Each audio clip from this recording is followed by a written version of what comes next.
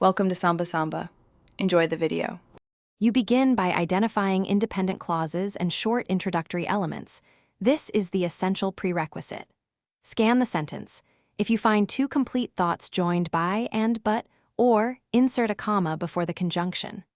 Once done, place a comma after introductory phrases longer than 3 words so the reader pauses correctly. Make sure to treat simple lists with commas between items. You do this because commas guide rhythm and clarity, so insert them only where they separate units of meaning. You now handle middle steps. Decide whether a clause is restrictive or non-restrictive. If it adds non-essential information, like a side note, surround it with commas. The car, which is red, idles. Conversely, if the clause defines the noun, omit commas. The car that one races is rare.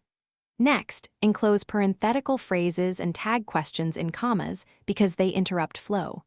Once you apply these rules consistently, sentences gain precision and avoid ambiguity.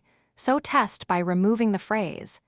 You finish by reading each sentence aloud to hear where pauses belong. That's the final quality check. Fix comma splices. If two independent clauses sit together with only a comma, change it to a period, semicolon, or add a coordinating conjunction. Once done, apply the removal test. Delete a questionable comma. If the sentence's meaning shifts or becomes confusing, put it back. Make sure to be consistent with these single principles, and your punctuation will be clear, accurate, and reliable. Thanks for watching. Consider subscribing if we helped you.